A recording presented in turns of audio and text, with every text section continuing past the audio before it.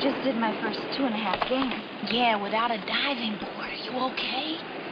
I bet that's how Joe Namath feels after 3rd and long. Super Bowl 14 was a confrontation between pro football's greatest team, the Pittsburgh Steelers, and the league's most surprising, the Los Angeles Rams.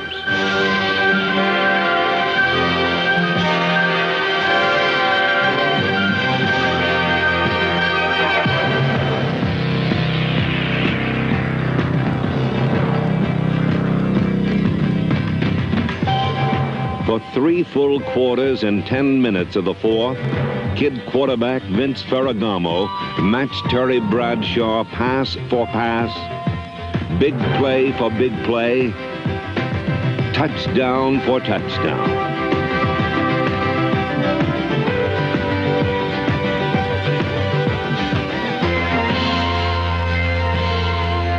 In the best Super Bowl so far, the Rams won respect, but not the ball game. Georgia Rosenblum made NFL history by becoming the first owner to lead a team to the Super Bowl in just one season. Her confidence and poise won respect throughout the league, just as her football team won respect. For Georgia and head coach Ray Malavasi, it was a fitting climax to the most remarkable season in the Rams' 42-year history. A season of high and low drama that peaked with the team's great performance in the Super Bowl.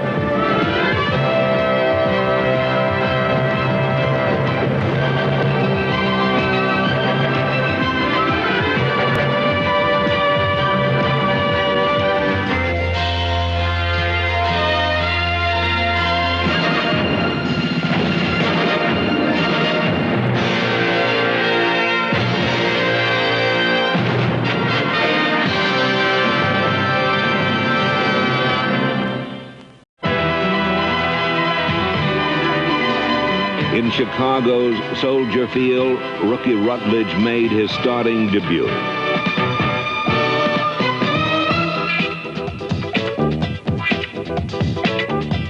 Sparked by the rookie's passing and the longest Ram run in 7 years, a 63-yard romp by Wendell Tyler, behind devastating blocking, the Rams jumped out to a 16-point lead.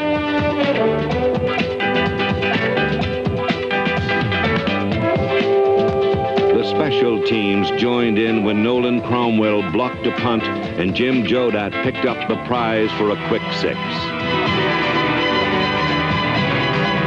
But just when it seemed the Rams would win their 2nd straight, events showed shadows still hung heavy over this team. 2 interceptions led to a 4th quarter come-from-behind win for the Bears.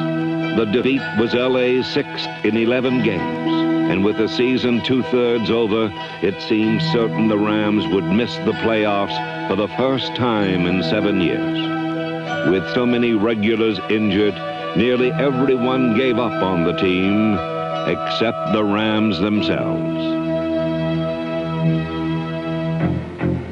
The turnaround came in the Coliseum. Vince Ferragamo, broken hand healed at last, made his first professional start and led the Rams to victory. Ferragamo beat Atlanta's blitz twice for touchdowns, and the team regained first place in the NFC West.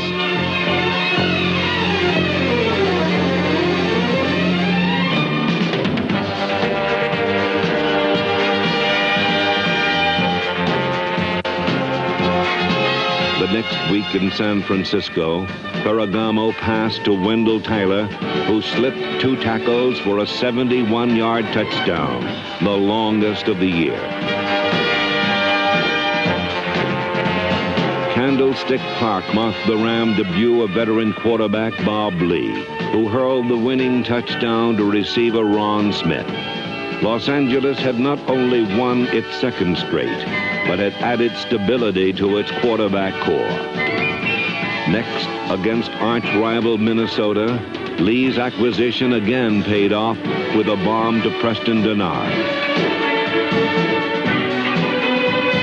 The special teams continued to glitter when number 37, Ivory Sully, spiked a Viking punt, and Joe Harris returned it 31 yards for a score. It was LA's third touchdown of the year with a blocked kick. Despite the heroics, however, the game ended in regulation time, tied at 21. The Rams' hopes for the playoffs now hinged on sudden death. The Vikings are going to go all out after the Rams, and Corral has to get that kick up quickly. One of the biggest kicks of his career coming up now, as the Rams' playoff chances hanging in the balance. Sudden death overtime.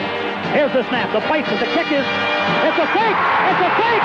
Going to the end zone! A touchdown for the Rams! A touchdown for number 21, Nolan Cromwell! And the Rams win in sudden death overtime!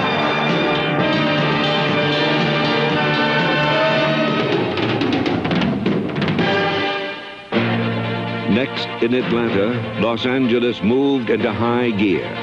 Led by the passing of their young quarterback, the Rams set a new NFL record by winning their 7th consecutive division title with a romp over the Falcons.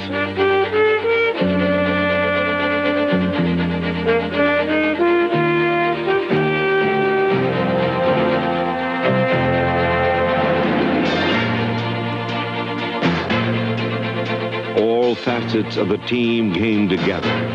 Brilliant offense and relentless defense, which caused 6 quarterback sacks and 5 Falcon turnovers.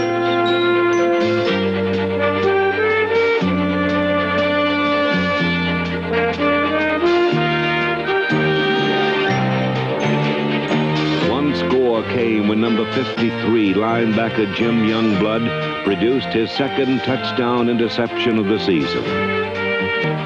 The Rams had overcome a horrible start and unprecedented injuries to enter the NFL playoff picture for the 7th straight season.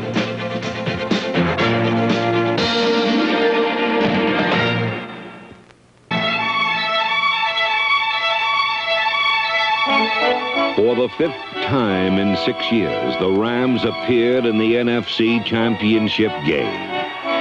For the first time, they won it, inspired by the presence of Captain Jack Youngblood, playing in pain with his broken leg. A savage Ram defense turned in its 2nd straight jewel. Left! Quit left!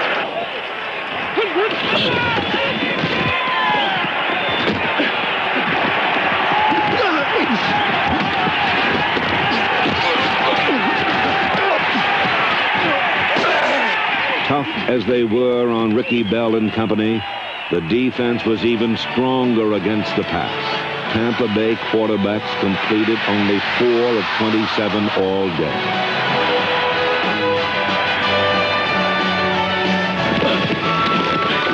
In the Cinderella season of Tampa Bay, the Bucs stopped here, never crossing midfield until the 2nd half. With defense taking center stage, the offense consisted of short passes to the setbacks and 2 tight ends, Terry Nelson and Charlie Young. In a game without touchdowns, 3 Frank Corral field goals were the difference in a 9-0 shutout that wasn't as close as the score would indicate. On the threshold for most of the 70s, the Rams had pulled together to reach the goal that had eluded them. Tampa Bay's dream was over. The Rams had just begun. The Rams now having trouble containing their emotion. The Rams are on their way to Pasadena. The Rams are in the Super Bowl, and they're heading back to California as NFC champions. For General Manager Don Klosterman, who had been through it all, 7 years of frustration was over. The tantalizing target of a Super Bowl was now a reality. I told you last week, Pasadena, bring the room. happy for not only myself but all the other players. We've been through hell this year. We really have, and we all stuck together. Remember, we got one more to get. Yeah, we got one more to get. Let's go get Pittsburgh's ass. Playing in Pasadena, virtually their own backyard, the Rams' first Super Bowl appearance was truly a super accomplishment for owner Georgia Rosenblum. It's axiomatic you can't run on Pittsburgh, but the Rams ran all afternoon.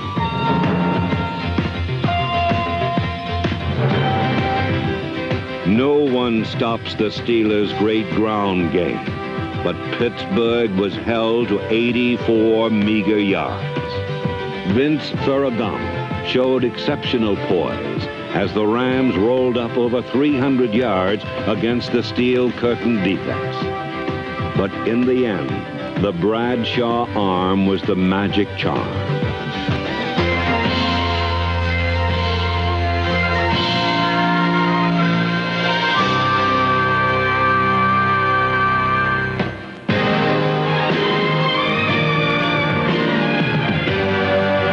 In a game where the lead changed hands 6 times, the Rams lost, but were not outplayed. They won the hearts of millions and the respect of an entire nation with their impressive performance in a Super Bowl that was the most exciting and well-played of them all. They had gone to the wire with one of football's finest teams ever.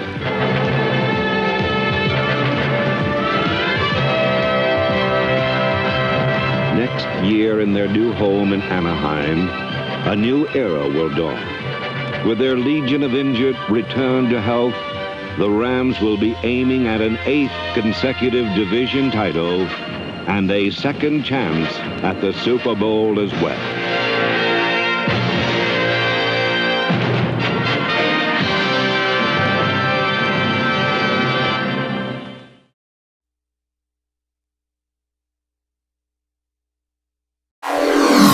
What is going on, people? It's another edition of the Ace Taker Rants. This is and also another edition of the Detroit Lions official review for the week against the Philadelphia fucking Eagles. Upset win. Maybe one of the upset wins of the week. I think it's the upset win of the week. Nobody was expecting that shit. Everybody counted us out because we was a dead team after the Chicago game. I was like, Carson Wentz would come in here and do this and that. So, I think it's a big upset. And I kind of like being in the underdog position, to be honest with y'all, man. It felt great. I think that's what made that win feel even greater. Philly is supposed to be the town of Rocky, one of the greatest underdog tales of all time, Rocky Balboa, and we Rocky Balboa they ass in return. So, how ironic, right? But yeah, man, I just got through watching this Cubs game, man. They did another choke job, game 3, a chance to sweep that bitch out. I mean, they got 2 more opportunities, but man, when you got a team, especially like the Giants, man, you got a chance to put them away, man. You got to put them the fuck away, man. So, testy waters for them, man. They got a game tomorrow, and then game 5, and that's it, man. So, I don't know what they got playing up their sleeves, man. But October baseball with the Cubs is always fun, man. Always something lurking and looming. And remember, they was winning this game.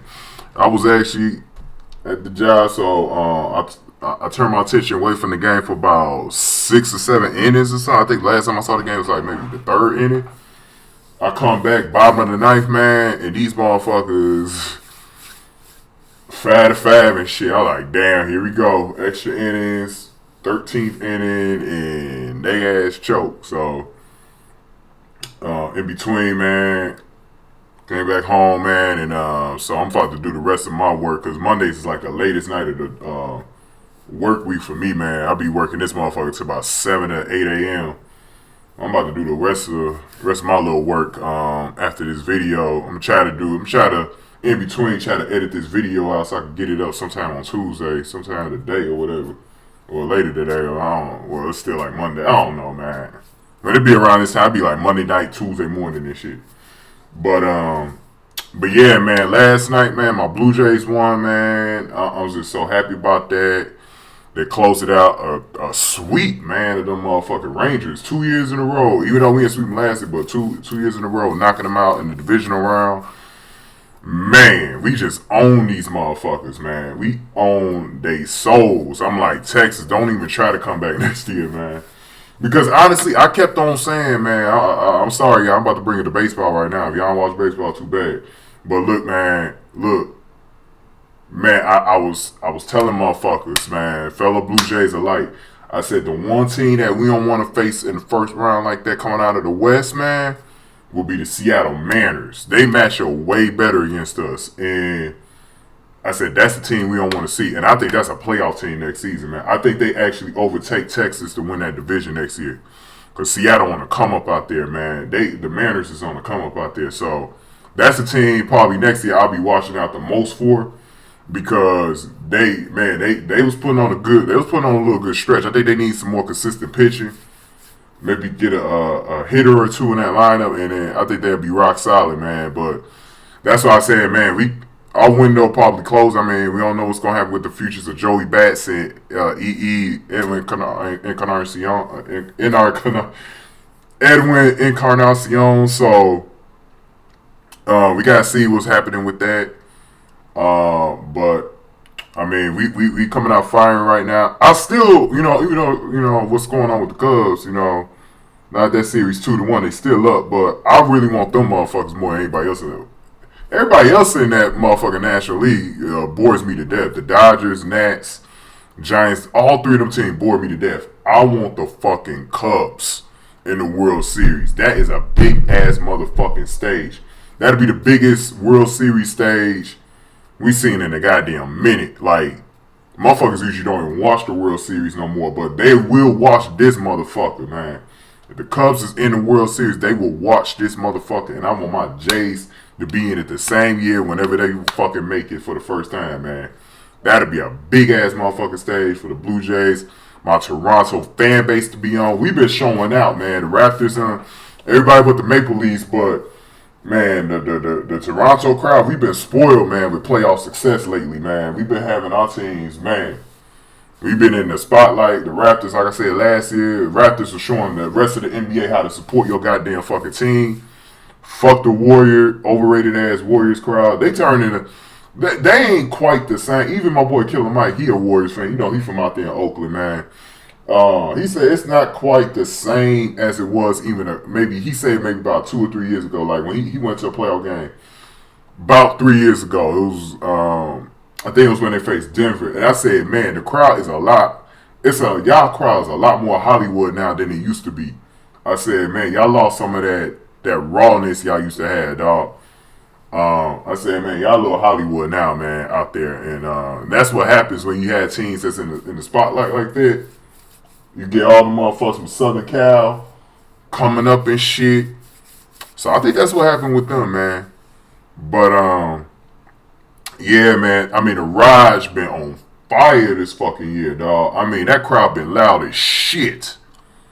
I gotta get my ass to a fucking game. That's why I've been debating going to this Lions game this week, man. I know Lindsay and Sean, and they still planning on going. But this is the bigger surprise to me. This is the one thing that's making this decision tough, because I could easily shut down them niggas not going to the game. The one thing that's really, and this whole video is gonna be dedicated, by the way, to one of my favorite girls down in SoCal Aubrey, man. I mean SoCal Audrey, not Aubrey.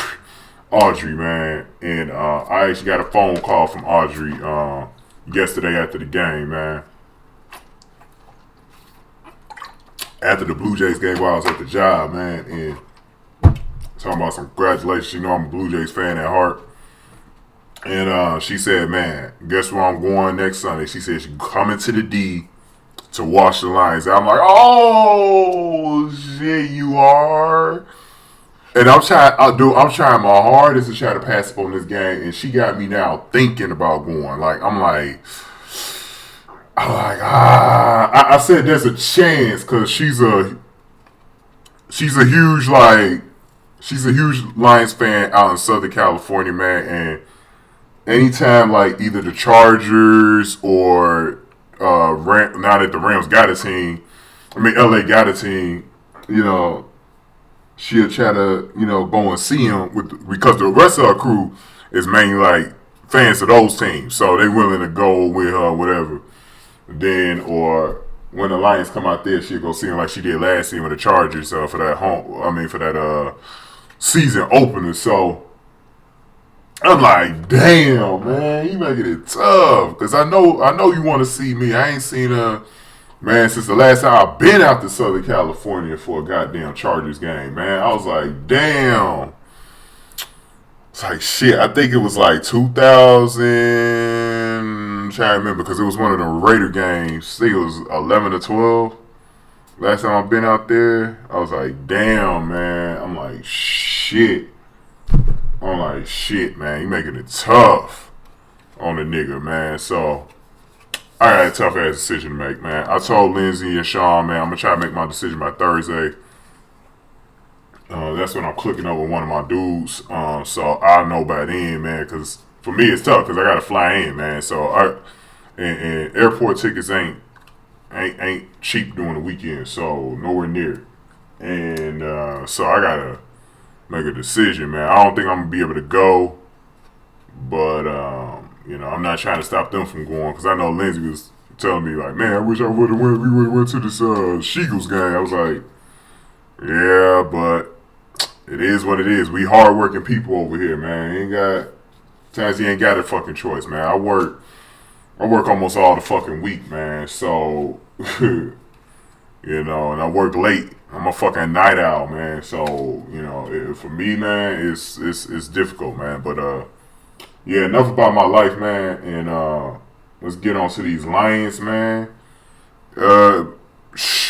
Let me just say something about the DVE family, man, before I get into this intro, man.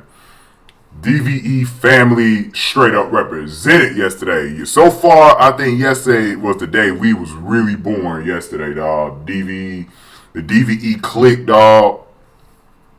I saw them everywhere. Like, every time someone made an Eagles video, it had to be EDP or anybody else, man, making a Crow video. By the way, let me shout out some of those Eagle fans real quick while I got them on my mind. Cause they shouted me out, and some of them shouted me out, and they Crows. Let me see. Damn, man, I wish I would have wrote this down instead of looking for it. Cause man, I'm really trying not to even. One of the like difficult things right now is,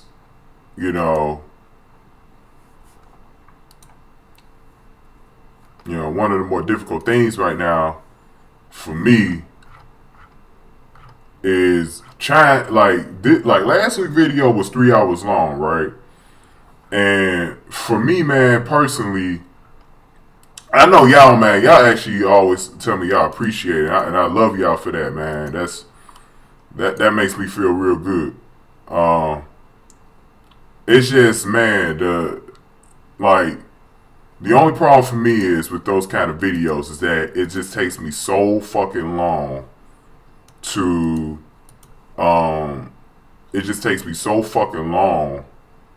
upload it, and I'm already late. I'm late this week, man. It's already fucking Tuesday now, so when it gets to that part of the week, man, I really don't like to fuck around too much. And it just becomes a little bit more difficult for me to get this shit up, especially because I know I'm heavily editing this one because I got these TV shows in there, so I know it's gonna be kind of difficult for me, man. So let me shout out first War Eagle for sure, man. I went head to head with him, so definitely he's gonna be front in line for anybody else. Got War Eagle, man. Eagles fan for life, man. Eagle Speed, all y'all niggas, man. Desert Eagle 90. Desert Eagle 90, man. He went. interesting tale. Eagles fans was turning on each other yesterday, man. I'm not talking about the video, man. I'm talking about like in the comment section, dude. I saw, man, Eagle fans was just arguing with each other. They was mad as fuck after that game. The only thing I wish I would have did, I wish I would have listened to WIP 610, man. That's their radio station out there in Philly. Man, after losses, that's definitely a radio station you want to listen to, dog. Them fans be on there. They don't play the fuck around, dog. They do not play the fuck around. So, yeah, man, they don't play the fuck around on there. And the fans, this game got them really fucking pissed. And they even made videos about EDP, man. They are, like, the motherfuckers in the Eagles fan base here on YouTube, they are motherfucking mad that EDP is representing their fan base like he is, man. Because he straight out, you know what it was, man? EDP straight out clowned them yesterday, dog. And I probably would have felt like that. If we had a Lion fans in our fan base like that too, I would have felt the same fucking way. I don't blame him for coming at the EDP like that. EDP made himself look at his worst yesterday, man. At his worst. It was funny. It usually always is, but it was kind of cringeworthy too because I felt like EDP, man, for the most part, usually is tolerable in the fact that he seems like he's a loyal Eagle fan, but he actually turned his back on Eagle fans. He turned his back on the team. So talking about they always suck and all this other shit. Made a premature video about them at halftime. And then, for his crow, no fucking respect to the Lions. I didn't really like that shit. Because personally, he was still calling us, I don't mind calling us a sorry ass team. But if you're going to continue to diss our team, at least give us some respect in there. Say like, damn, he did that last year. He was like, shout out to the Detroit Lions or whatever, and for kicking our ass, and good luck to them the rest of the season. He didn't even do that. He was a sorry ass, salty ass loser, man. This dude, straight up and down, was a salty ass loser, man. He really.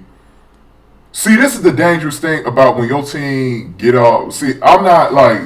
After this game, man, I'm gonna make sure. I'm gonna talk my shit about the Rams this week, but I'm not gonna be poking out my chest, man, all of a sudden like because I know we barely escaped that damn game off our goddamn selves. We almost lost it. Probably should have lost it because of the way Caldwell, where he called that fucking game in the second half, conservative as fuck.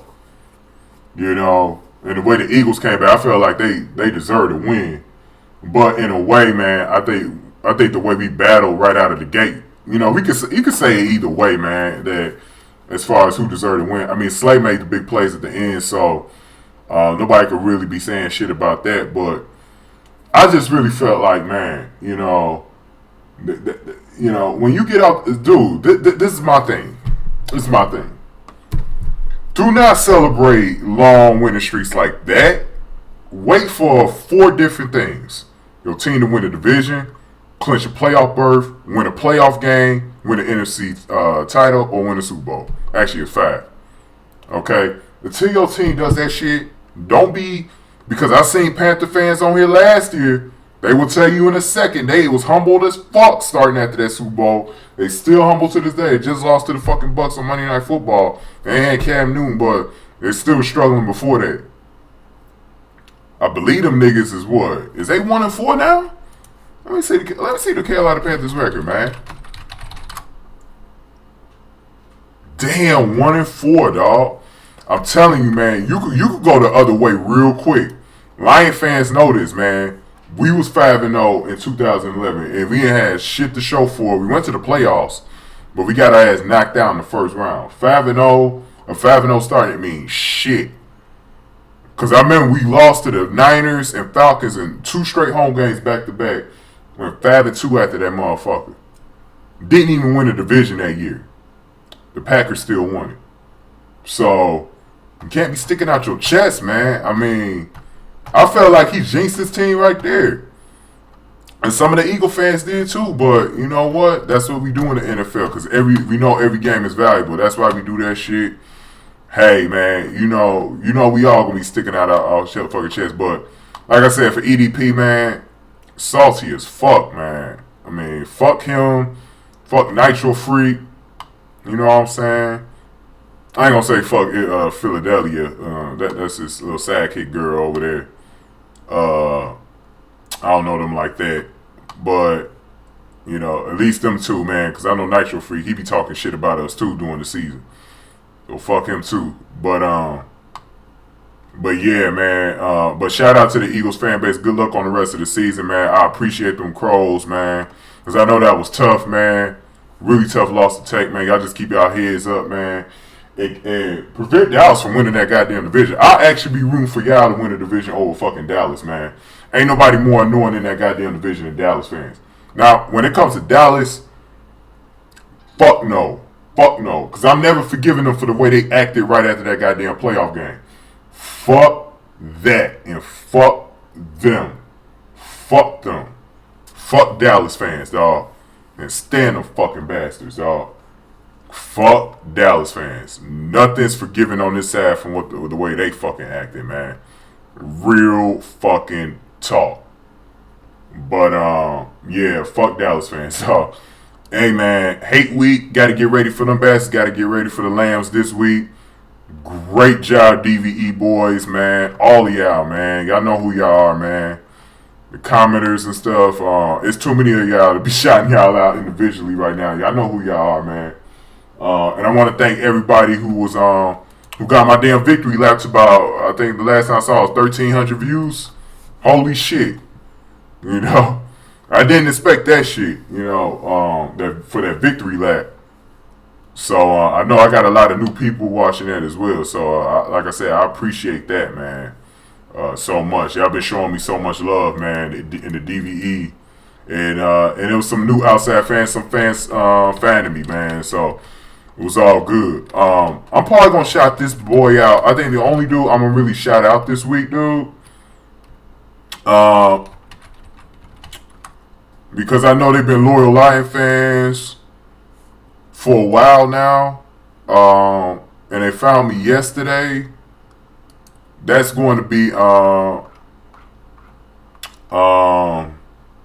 let me see here.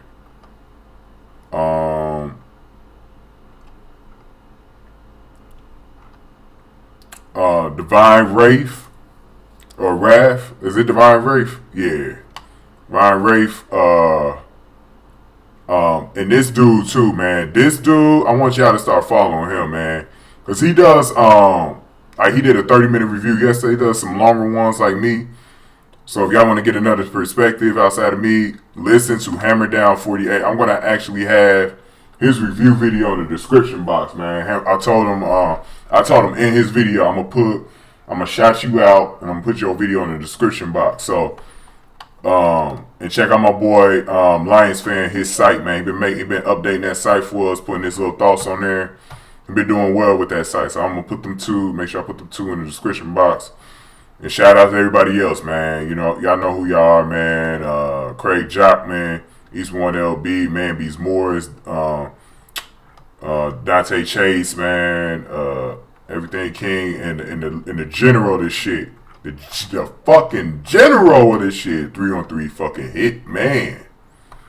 Hell yes. And everybody else who commented, man. Mondo Ray Moore. I won't feel right if I didn't shout out Mondo Ray Moore, because he been showing me so much love around here. And also Predator Kingdom, man. Predator Kingdom, without you, man, this hate week probably wouldn't be possible without you, my brother, man, because you was the first one to notice everything on this motherfucker. And always shout out one of my original followers on here, Caitlin K, man. Gotta shout her out, man. And I was happy to see Delina Kilpatrick, my girls on here. Austin Rich, y'all know who y'all are, man. All of y'all, man. I mean, I'm not gonna be Ralph Green. I ain't gonna be able to shout all of y'all out, man. But you know, but thanks for showing me love. Y'all, like I said, y'all know who y'all are, man. I probably said that about 5 different times already by now. But all right, so here's the deal. What's going on in this review? This is what we're gonna do, man. I think I'm gonna do a shorter review. Hopefully, I do this shit right off top of the dome. This shit is freestyle. This shit ain't scripted. Sometimes it be coming out longer than what I think it's gonna come out. So bear with me, but I got a longer intro this week, dog. Y'all know I got two separate intros. I got the one in the beginning, and I got the one after the monologue. The part y'all been this a longer monologue than usual. It's about a 20 to 25 minute monologue today. Then I got my other intro after the monologue, and this is going to be featuring LA-based TV shows. LA-based TV shows, okay? So, I know one of them is going to be Charlie's Angels. I'm not sure how I'm doing this, but I think I'm going to put Charlie's Angels right here because there's a football-themed episode that I have not put it through the test yet, so I don't know. Carlos was telling me you got to put it through the test first. I don't know if it'll be another one of them Shameless things. If it is, it's going to be put towards the back if it's anything like Shameless, so I got a quarter screen. So I'm actually testing that shit out right now for copyright checks. But, I mean, even though it's an older show, the quality is real good where I think YouTube might end up matching that shit real hard and blocking it. So, we'll see. I got Three's Company on here, the OC. Didn't get a chance to do Beverly Hills 90210 or Baywatch like I wanted to do. But that's okay. I wanted to just do these three shows. And so that's going to be my theme this week for LA week, man. This is LA week, Hollywood week. Got to get it going. So, and I don't think I'm doing any TV shows or movies next week for Washington. So, I think next week going to be a little bit easier for me to edit, man. For real. So, let me stop talking. Enjoy the intro. On the other side of this, I'm gonna break down the game as usual. I don't think it's gonna be as long as it usually is, man. So I'm gonna try to see how long I'm gonna go on this breakdown, man. But it's all out the top of the dome, freestyle. All right, y'all. Enjoy this intro. This is like I said, if Charlie's Angels goes through, this is probably be the first one y'all see. I think about putting the OC in the beginning. I don't know how I'm going to do this, man. It always comes out a little different. Y'all probably already seen one of the two in the beginning already. Because I'm actually going to show two different episodes from Charlie's Angels. It's Angels in Chains. That's the one with the late Farrah Fawcett. It's the classic episode of that goddamn series. Like, if you ever watched the original Charlie's Angels, one episode you always going to hear about is Angels in Chains, man. That is always the one. The next one's Angels in the Backfield. This is the football thing episode. So, we got those. Three's Company, funny as hell as always. Got that in there. So I got two 70s shows and only one like modern show in the OC. So I had like 15 different shows that I had in my head between 15 different shows and movies. I prefer doing TV shows because it usually takes longer for my boy Carlos to get the shit from the control center. It usually takes a little longer for me to get the movies. I was going to do that movie, The Roommate, which is a horror movie that came out a few years ago about some crazy bitch. I think she went to either UCLA or USC down there in LA. And he killing motherfuckers. But I might still have that in there because I actually got it. But I haven't decided how I'm going to break that up. It might be just like one quick scene and that's it. So we'll see about that one. And but I had like 15 different shows, man. I had to break them down for Carlos. I was like, man, Carlos said he could have did all 15 if I know he didn't have the rights to all of them. You know, his network that he worked for. I know he had the rights to all of them. And I went over that with Lindsay like 2 weeks ago because I was ready for this LA week in advance. So I was like, I know what shows I want to do. So there you have it. Enjoy the intro. I'll be back on the other side. You guys will not win a Super Bowl before the Eagles, before the Cardinals, before the Chargers, before the Vikings. We will win 4 Super Bowls before you get one.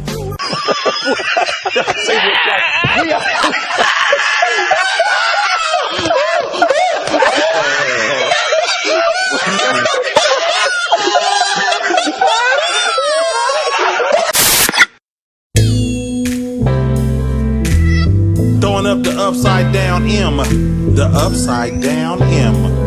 E40, the W, like the hotel.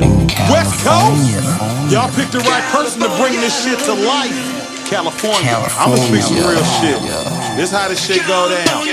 I'm the soil narrator.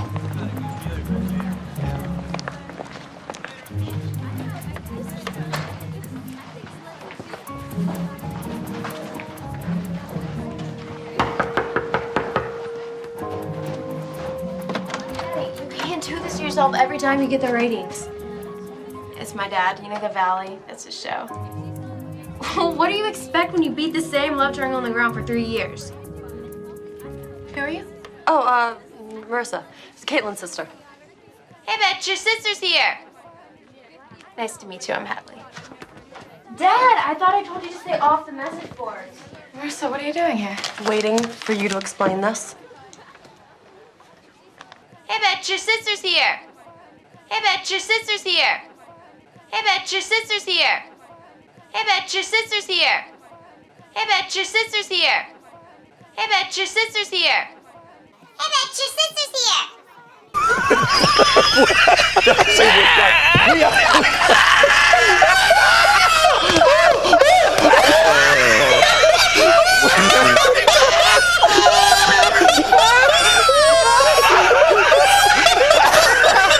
We're done.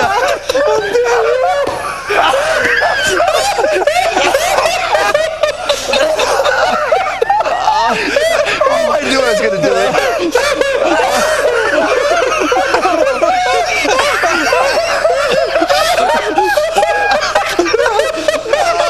No, we didn't.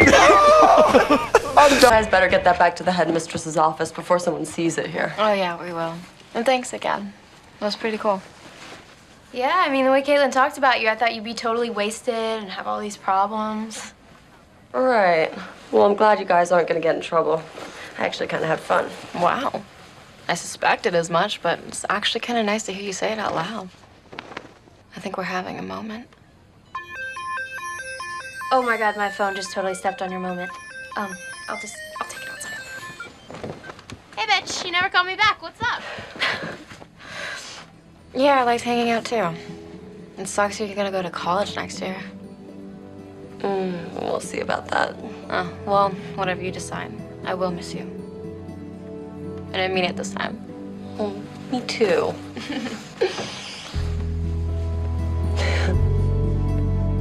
Oh my God, my phone just totally stepped on your moment. I'll take it outside. Hey, bitch, you never called me back. What's up? Hey, bitch, you never called me back. What's up? Hey, bitch, you never called me back. What's up? Hey, bitch, you never called me back. What's up? Hey, bitch, you never called me back. What's up? Hey, bitch, you never called me back. What's up? Hey, bitch, you never called me back. What's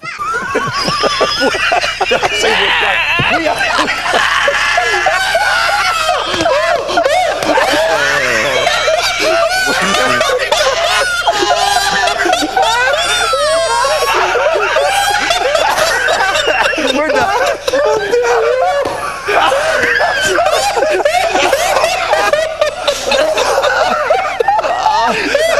I knew I was gonna do it.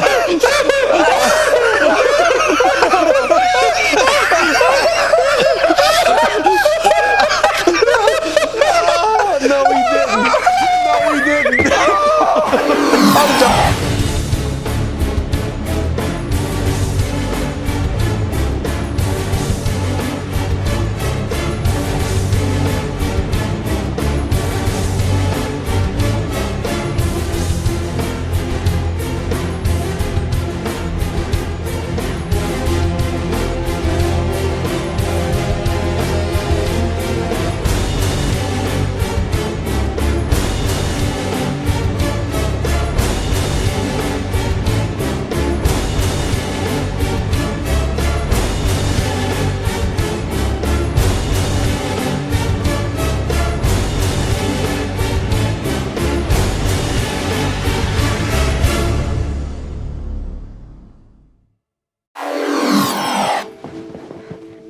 Thanks for seeing me on such short notice. I'm glad you came. What brings you in? Well, I've changed a lot since I got to college. New friends, new interests, new clothes. Well, that's perfectly normal. I know. But I think throwing myself into all these new things is just a way of avoiding dealing with what happened to my friend who died. Grief often comes in 5 stages. Yeah, but I haven't really been grieving.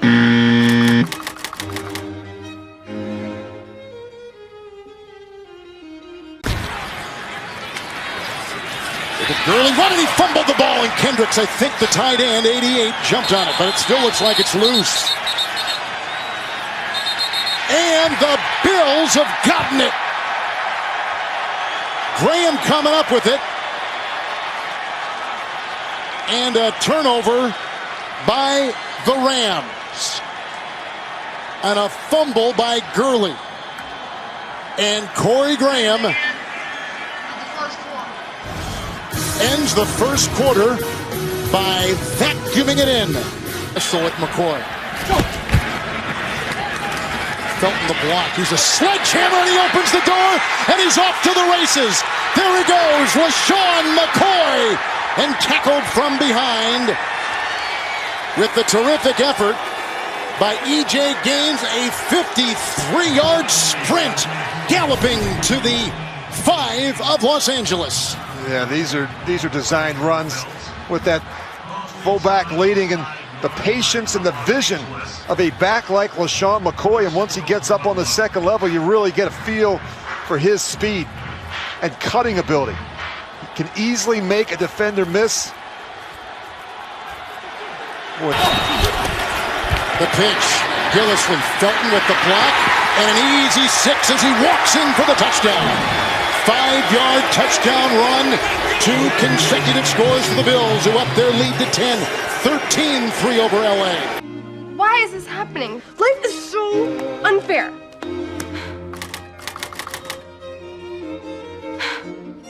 Out at 10.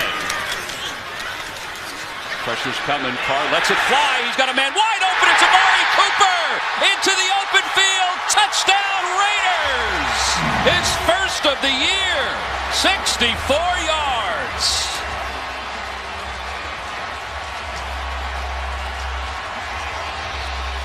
They said it was only a matter of time. Great pressure inside. Melvin Ingram comes in, puts a shot on Carr. Not anything fancy, just a little stutter and a go. Bad eye discipline by the safety, Adrian Phillips. I'd do anything to change things. Please just name it and I'll do it.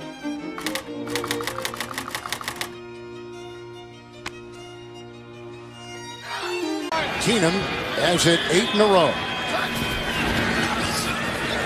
Havenstein the block at the right tackle. Oh, it's picked up on the play by Roby Coleman.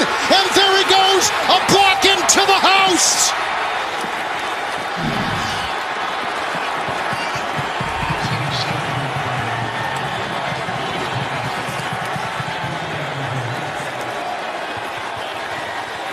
He played in this stadium at USC. In fact, he set a record for interception touchdowns for the Trojans. And he is reliving his past in the present. But this is so not fair!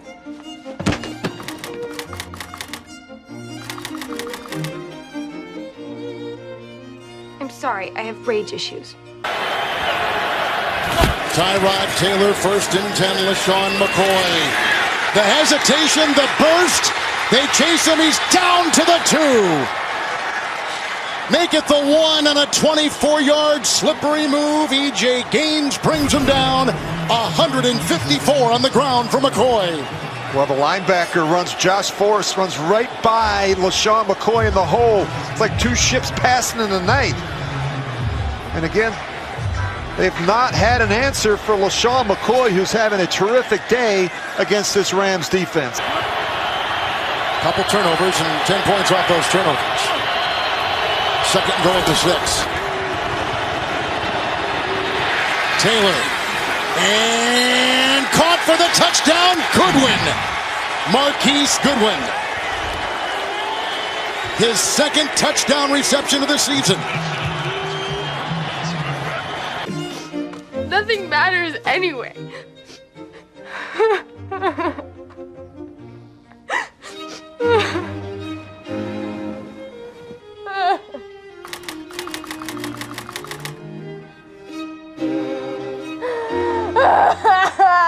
Is the holder. And the snap goes off the fingertips of Kaiser. It's rolling around. And it looks like the Raiders pick it up at the 34-yard line. How many ways can the Chargers let a fourth quarter opportunity go by the boards? But this is so not fair!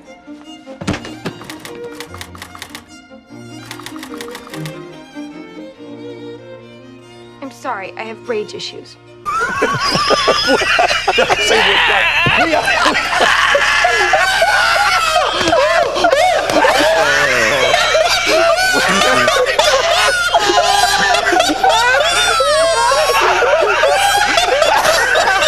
We're done.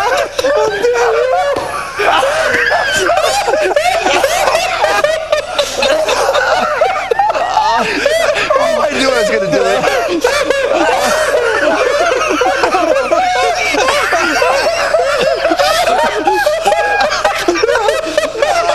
No, we didn't. No, we didn't. I'm done. Rivers steps up, slings it to the near side, has Benjamin. Oh, he's got to get away from the middle of the field. Now he throws it back off the fingertips of one of his linemen. It goes out of bounds. King Dunlap couldn't hold on, and the clock winds down. And the Oakland Raiders have hung on and have defeated the San Diego. I think she would want me to move on. So that's what I'm gonna try to do. I'm proud of you, Summer. You've made astounding progress. And all in 1 week. It's kind of a relief in a way. Now I can go back to being me. And San Diego 31. Tonight on CBS at 60 Minutes, followed by the second presidential debate. So for Adam Archuleta and Amanda Baliotis, I'm Tom McCarthy saying so long from Oakland. What a day here in Oakland for the Raiders. You've been watching the NFL on CBS. Summer, just promise you'll take it slow. Totally.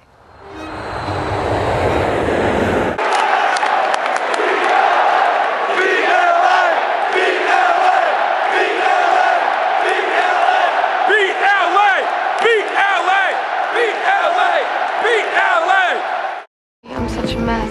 It's just... I miss my friend. Alright, what's going on, people? This is the ace taker of the Detroit Lions and the DVE family. We are back. Hope y'all enjoyed that little intro. Them TV shows right there. Got the 79 Rams as well. That I dedicated this to the 79 Los Angeles Rams team that went to the first Super Bowl but didn't win it.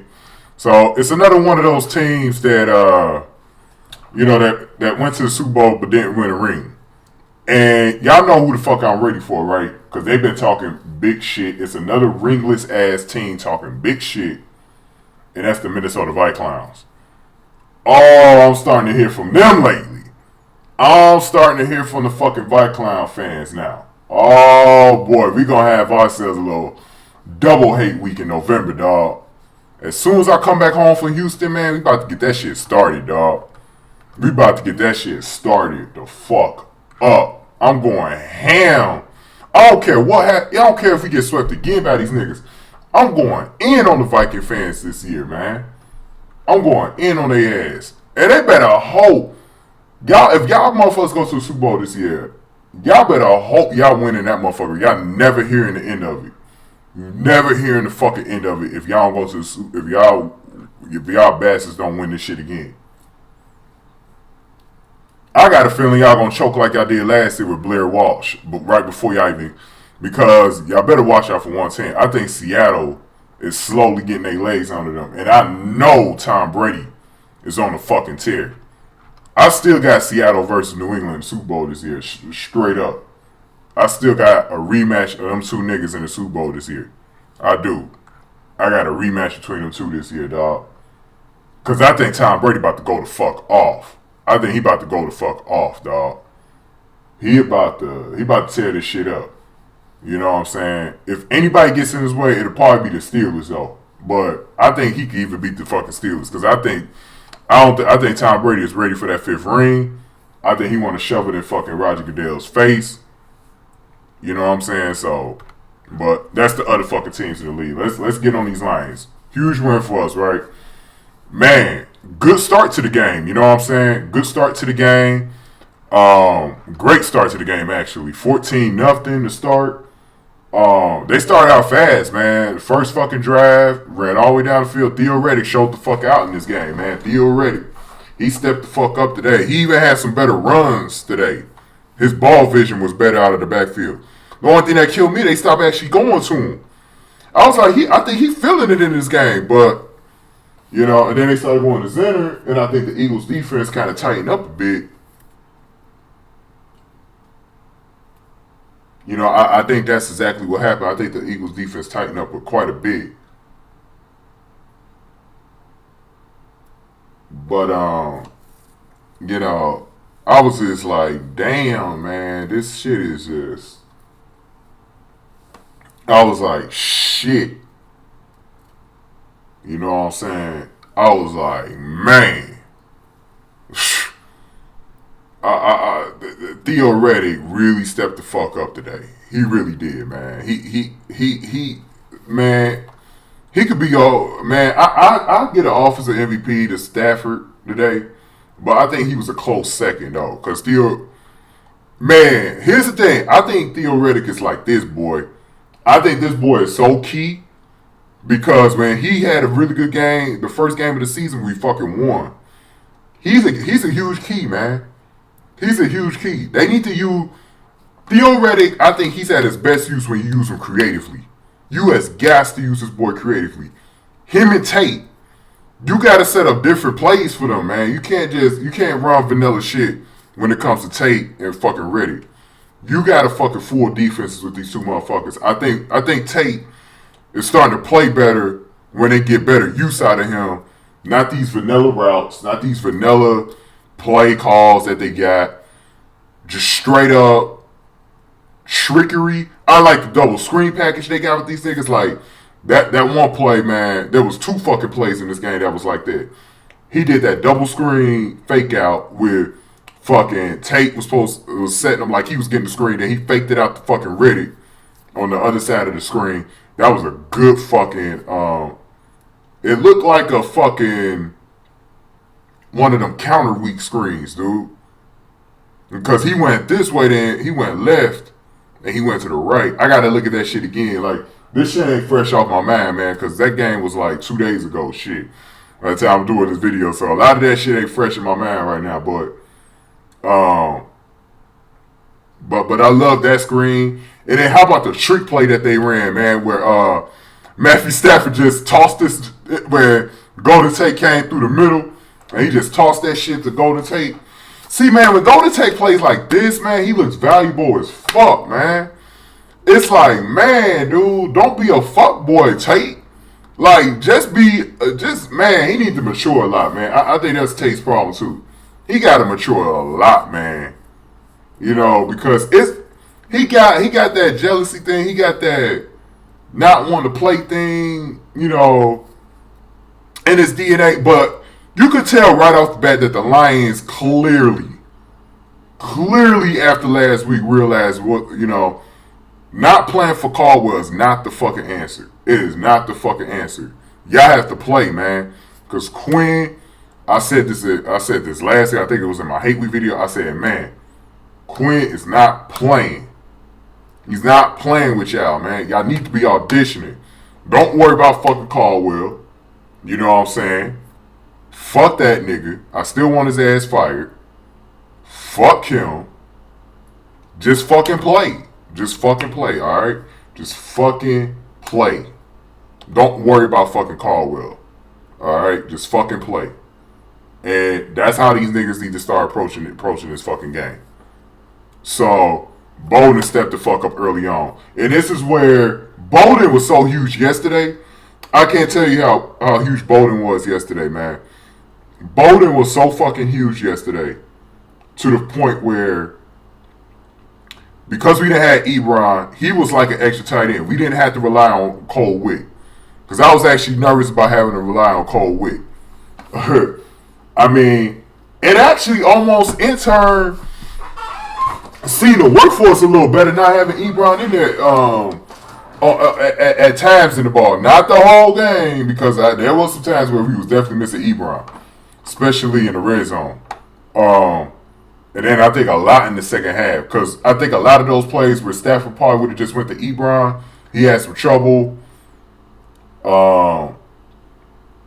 He had some troubles in that second half, not executing.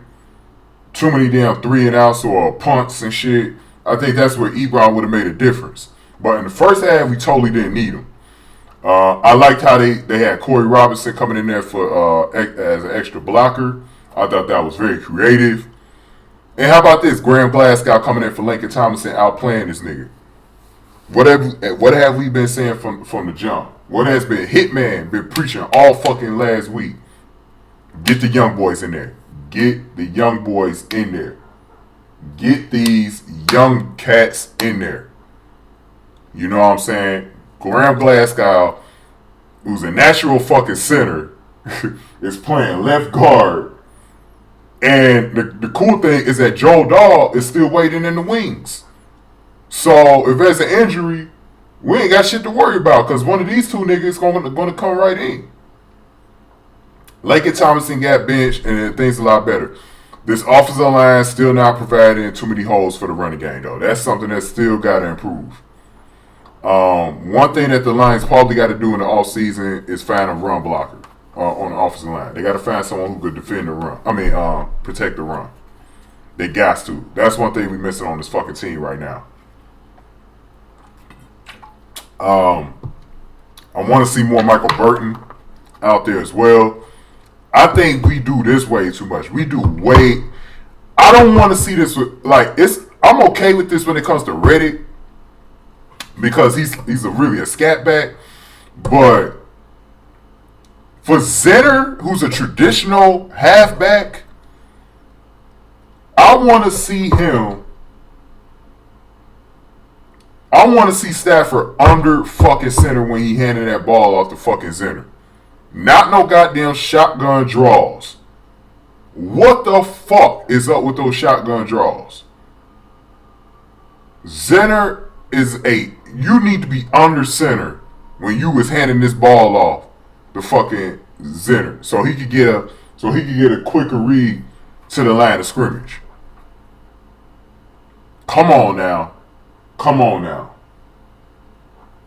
This ain't Abdullah back there. This ain't Reddick back there. This ain't even Dwayne Washington back there, dog. Stop using that shit when you got Zenner back there. I don't want to see that shit no more, Jim Bob Cooter. I don't want to see that shit no more when you handed the ball off to Zenner. Get Stafford under Swanson. Get his hands under Swanson's fucking ass. Now, I know that shit don't sound right, but get his fucking hands under his ass, dog. That nigga need to be right under fucking center. Handing that ball off traditionally. God damn. Why do they always have to run that shit, man? I mean, that shit is so fucking easy for the defense to read. Sometimes I don't even think it's always the run blocker for this damn team.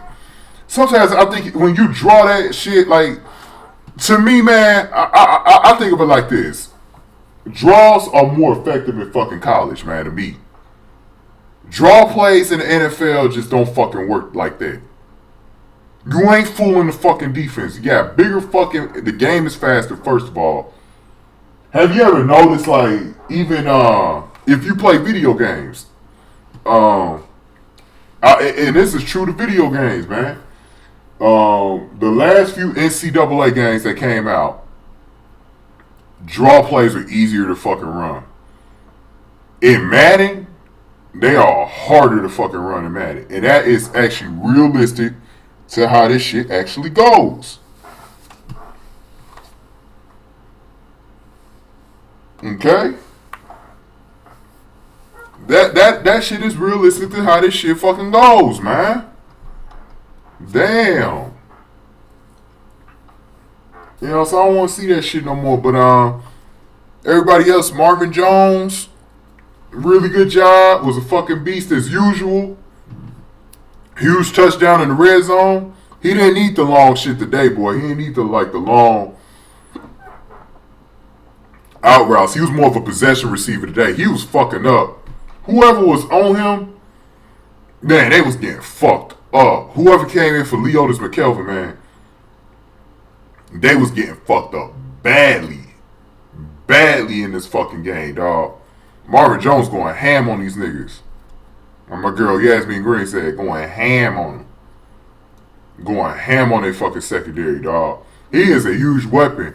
I'm a little worried about Marvin Jones like week to week with these injuries during practice though, but at least he been able to go.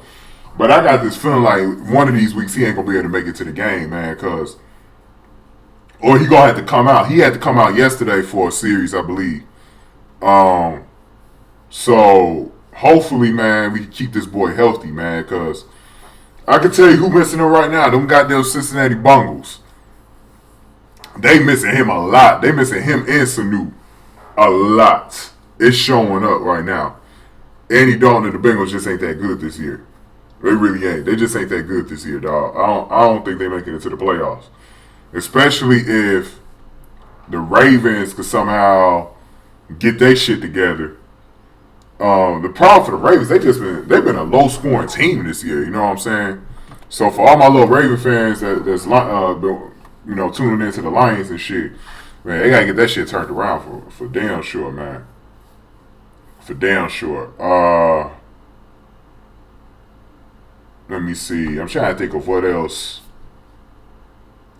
to talk about on offense before I get my grades, because I think I'm done talking about the offense. Like I said, this ain't gonna be that long. Review. Then that's it. As far as in the second half, very conservative approach. One of my main fucking problems with fucking Caldwell is when we get out to large ass fucking leads. And this wasn't even a big ass fucking lead, but we got 21 fucking points in the first half. But this motherfucker always gotta go fucking conservative, dog. He always go fucking conservative, man. This is why we always be in a position where we could lose these kind of fucking games, where we be up on teams early. Which you keep your foot on the gas pedal. It's like 21 is that magic number for Caldwell to take his foot off the goddamn gas pedal, man. Why do you always do that shit? Dude, we could have easily held the Eagles off in the Packers from last year. This game had shades from that Packers game from last year, dog. I'm like, dude, score 28. Keep scoring as many points. Because that's one of the biggest difference between him and Shorts right now. When Shorts was coaching him and Linehan, they drove that score up to the 40s. Like Caldwell, only time you seen the shit with Caldwell was on Thanksgiving games and the Colts game this year. We can never get our scores up enough, or when we coming from behind like we did in the Packer game a couple of weeks back. We can never get our fucking scores. When we get out to an early lead, it's like once we get to 21, he just stops. Like, I don't even think the offense was just even executing that bad. I just think this motherfucker had a conservative ass approach. Because you could tell, like, even the announcers noticed this. Like, and by the way, good announcer team yesterday. Tom Brenneman, Charles Davis, and Spielman. Like, you noticed it, man. You fucking noticed that they said it time after time. And why are the 3-man booths always so good? I love the 3-man booths, man. Like when we had Andrew Catalon, Steve Tasker, and Steve Berline on CBS a few weeks ago. I love how you get the bouncing off of from the color commentator to the other color commentator. So that's why Tom Brenneman, man, should be, or Kevin Buckhart should be the number one, not fucking Joe Buck, man. That fucking boring ass nigga. But anyways, I got sidetracked.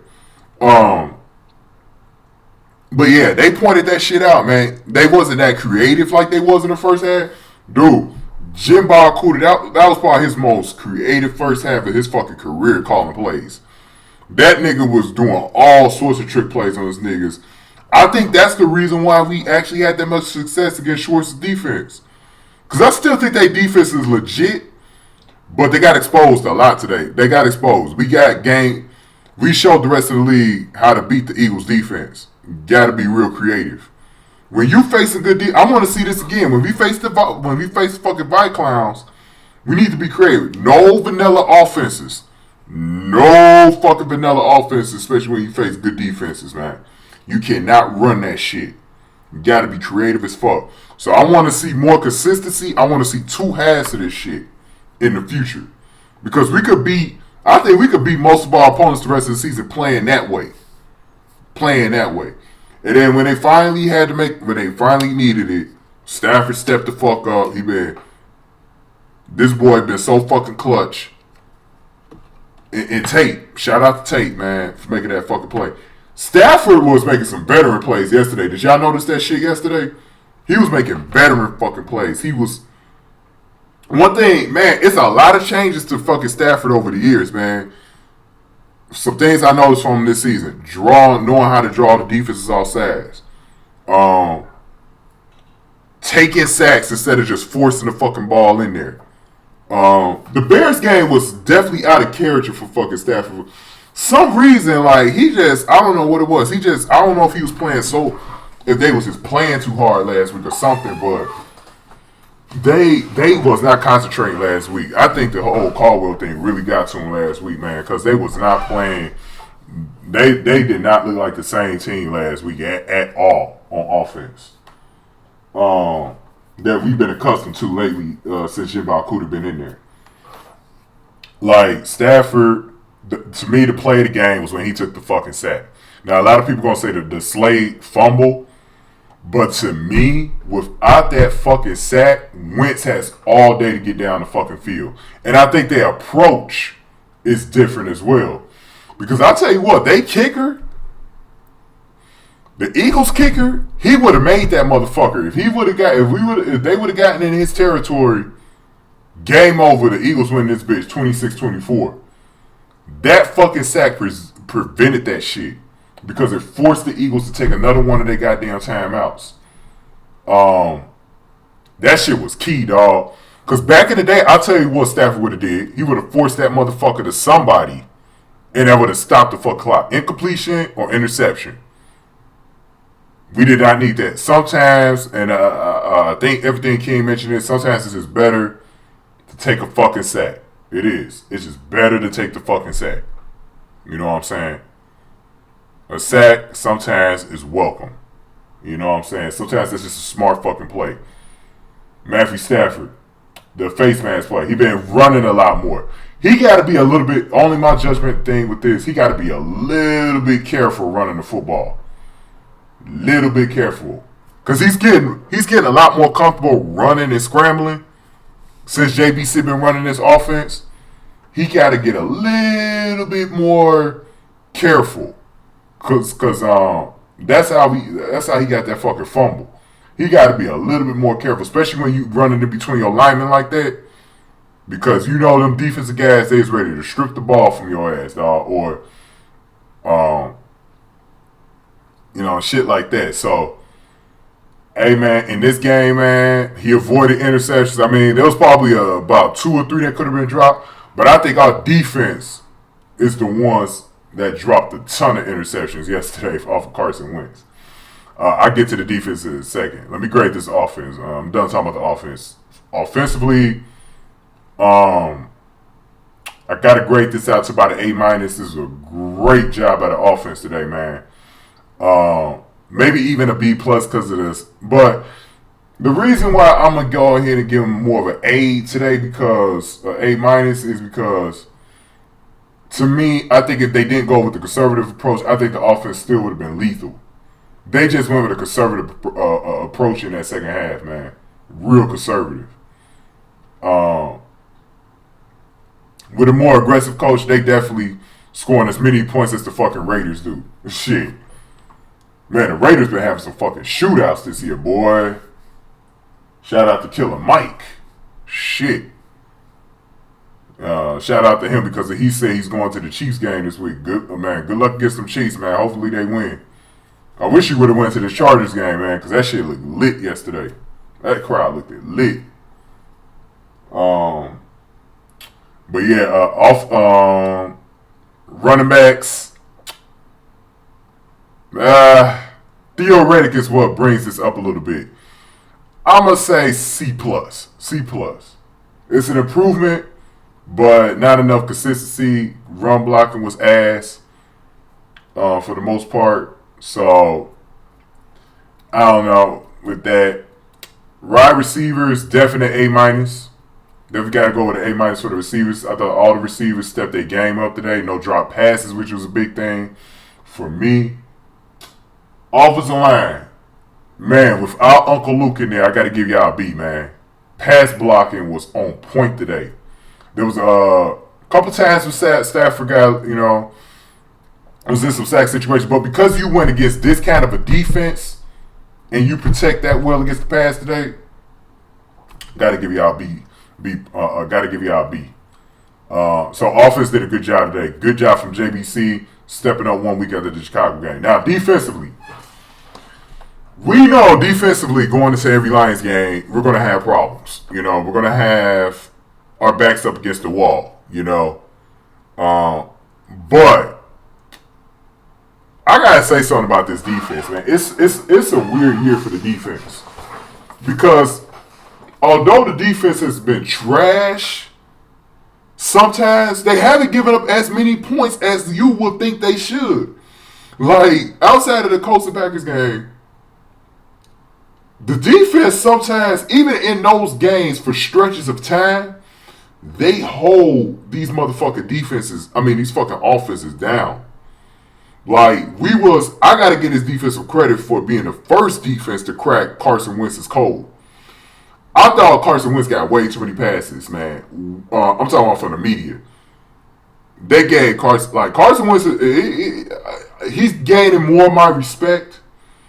But at the same time, I thought he got way too many passes. They was not as hard on this kid as they should have been.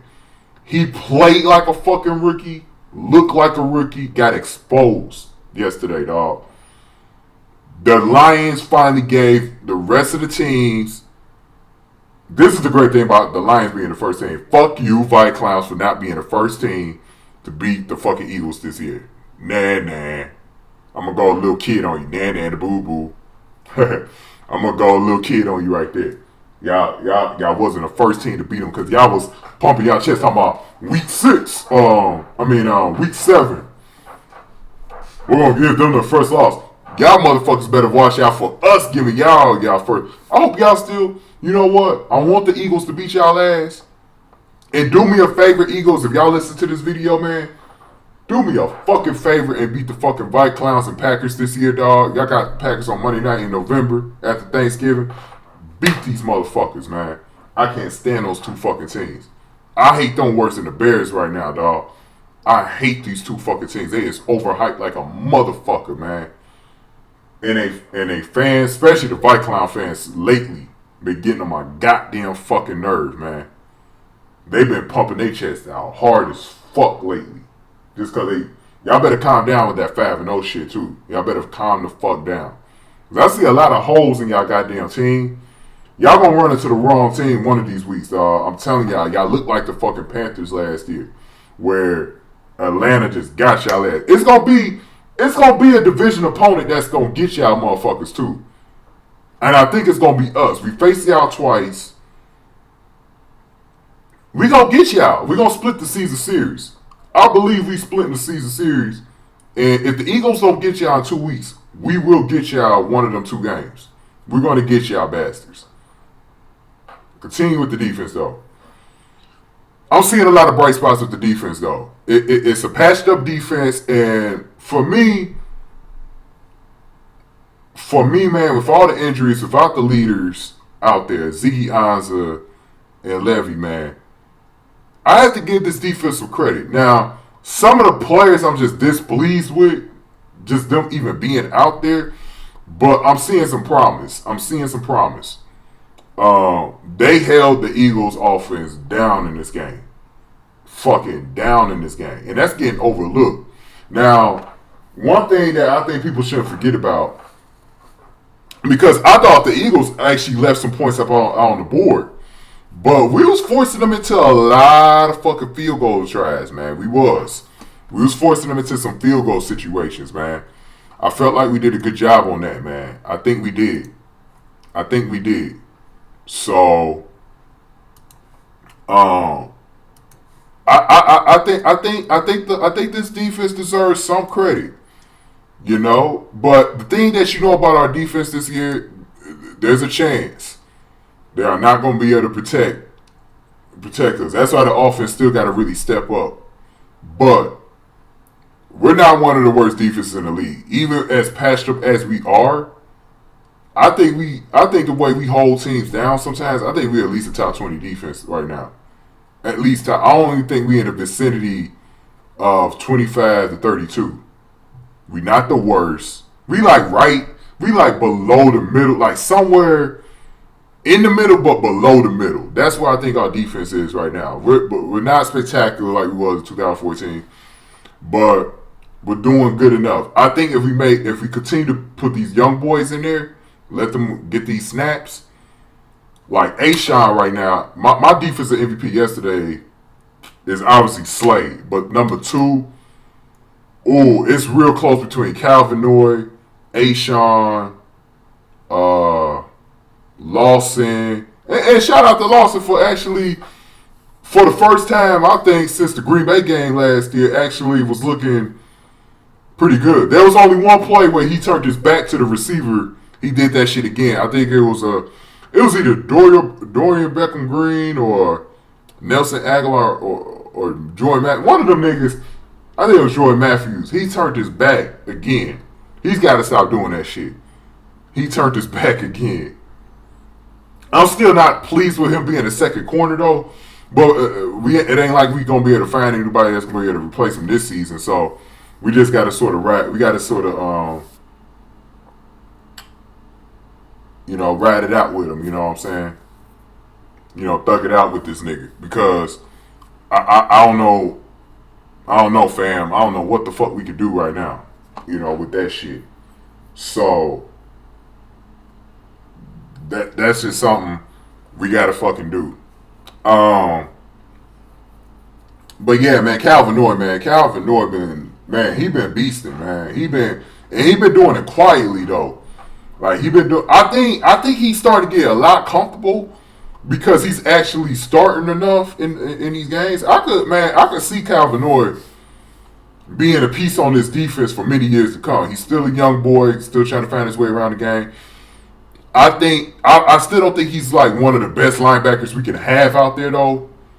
But I mean, if he continues to play the way he's playing, I mean, he could be a part of this, what we building here, man, because one thing I like about Calvin Noy game right now, he's starting to really gain confidence in just being out there. That's why I said, get a young boy some snaps, because if they out there long enough, man, they're going to do some shit. Now, Tahir Whitehead, he was ass to me on coverage again. On coverage, ass as fuck. He had a lot of tackles, but just ass as fuck on. Oh, he's a detriment, man. I mean, come on, man. Like, with the fucking Dorian Green Beckham face mask play, man. What the fuck, bro? What the fuck are you doing out there, man? Getting on the shit by wide receivers. Come on, man. Step your game up, nigga. Shit. Come on now. Can't be a hole like that. But he had like a half and half game because he did make a lot of solid tackles, especially on the man, we kind of shut down the running game yesterday, and that was why I'm giving the defense a lot of credit too. They shut down the running game yesterday, man. That was one of the real keys in the first 3 games for the Eagles. We forced Carson Wentz to have to pass it a lot yesterday, and that's why their offense wasn't effective as it was the first 3 games of the season. We forced their ass to pass. That's why I said the Lions' forte is to stop the fucking run. They need to continue to stop the goddamn run. Jordan Howard the week before. You cannot be having that shit. You can't be having that shit. And by the way, he looking like a legit running back for the Bears. I'm kind of scared when we play the Bears now. For real. I'm kind of scared when we play them niggas now.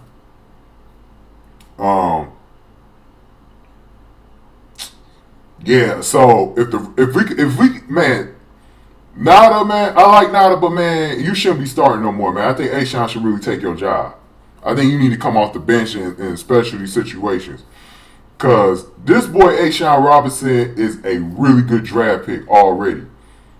I love how this nigga just, as soon as he came in the game, huge differences were made. How about Miles Killebrew looking solid out there at safety? You notice we didn't have our little struggles right there. With, Killebrew, man, he was, I mean, like I said, he's going to be a specialty project for Terrell Austin, man. Because he seems to play everywhere. He could play. He be having this nigga come up as a linebacker.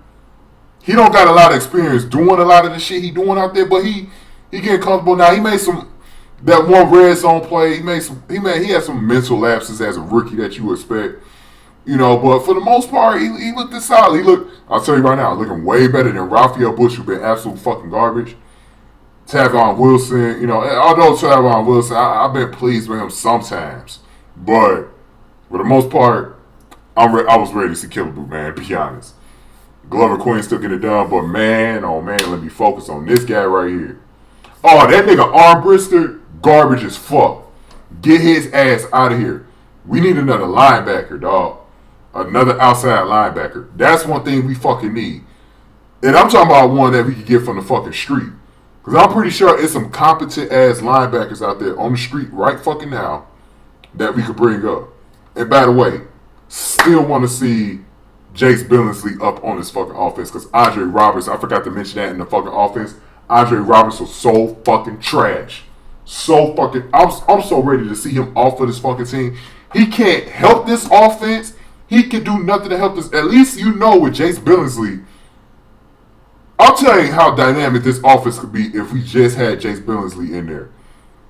Please bring this kid up here before the season ends. Please bring him up here. God damn it. I can't take Andre Roberts no more. Between Andre Roberts and Armbrister, those two niggas are fucking garbage. Garbage as fuck. I mean, Armbrister need to get cut today, boy. He is trash. He is fucking trash. God damn. This dude missing tackles and shit. I'm like, what the fuck? Man, big shout out to Devin Taylor. Devin Taylor did good too, but Darius fucking Slay, man. I was so happy for him yesterday, man, because he was getting a lot of criticisms, man, first few games of the year, man. But he's still been solid though, but he gets out to these slow starts though, man, every season, man. Because I remember when Shorts first benched his ass, they brought that shit up. I would say I remember that shit. He gets out to slow starts, but like later in the year, he turns into a whole different corner. He turns into a whole different corner during the second half of the season. Or midway point. Like he just turns to a whole... He shut down whoever the fuck he was covering yesterday. He just shut them the fuck down. He was making plays. He made the biggest play. Without him, we got no chance of winning this game. The fumble. And how about that pick, boy? And so many drop fucking interceptions too yesterday. How ironic is it that the one team that can't get a turnover for shit was the one team that actually got Carson Wentz? In my NFL Network video that I uploaded, the dude from Good Morning Football. And by the way, this is the only show you should be watching on there, unless you want to watch Fantasy and Friends for Erin Coscarelli's fan ass. I was watching her earlier the day before I took a nap before I went to work, man. Damn. Erin Coscarelli, boy. Sexy as Italian, man. Shit. There's one thing I can say about the NFL Network. They know how to hire them some bitches. God damn. Shit. But, yeah, on Good Morning Football, man, dude had a beard and shit. The dude from the real world, he had the fucking beard and shit. And that shit was funny as hell, man. That shit was funny as hell, dog. Straight up. That shit was too fucking funny. But it's ironic that he was the first team to give him his first turnover, and I'll take great solace in that. Great solace in that. I was happy for Slay, man. Really happy for Slay. I hope y'all check out that video. It's on my channel, man. They interviewed him. His phone was breaking up and shit. So they didn't get a chance to actually finish the interview, but it was still it was a great fucking interview though, man. With Darius Slay, man. So I was happy for him, man, because that, to me, that was like a coming out party for him, man, almost. You know, and like, hey, one thing that they say, you gotta pay the fucking corners. This is why we pay fucking corners. This is why Bob Quinn got to draft himself a middle linebacker and a corner next year, second corner. We got to get a solid corner to play next to Slay next year, because we could shut so many. Dude, we is not far off from competing with the Vikings, man. As far as defenses, we ain't that far off. We got the pieces. We just need to draft more. Bob Quinn, he got this shit. Look, Ashawn, Killebrew, Calvinoid, Slay, Glover Quinn, probably another year or two with him. Devin Taylor, still got Ziggy coming back. Zetto looked pretty good yesterday, man. I forgot to mention him. Zetto, when he was in there, looked pretty fucking good. Zetto was another dude that they need to be looking at start. I wanted to see him actually maybe groom him to take a Tyron Walker's job. Maybe groom him to be in a defensive tackle. Because I think that should be his future, kind of bulk him up a little bit more in the offseason. And maybe he could get that job, man, next year. Because Zetto is looking like another good fucking pick. Glasgow look good. I mean, Quinn is doing it, man. I'm telling you. Quinn is impressive, man. His man, once he puts this thing together, it's going to be a beautiful scene, man. But right now, man, you know, let me grade this defense and I'm going to talk about where we at right now. Defensively, I got to get a defense because they held it. They're the first team that hold Carson Wentz in check, B+. You're the first team to hold him in check. You held the score down. You forced him into a lot of field goals. I got to give y'all B+. Y'all stopped the running game as well. Pass defense was so-so, but it wasn't that bad. Plus y'all was the reason why we won the game. So, because it's Slate. Defensive line, because of the running game, I'm going to give y'all an A today. Linebackers a C. It's still Whitehead bringing y'all down, and this nigga Armbrister. Calvin Noydo, solid. That was that. No, actually, I'm gonna give y'all C-. C-. Calvin Noy is the reason why y'all even at a C right now. Linebackers still trash.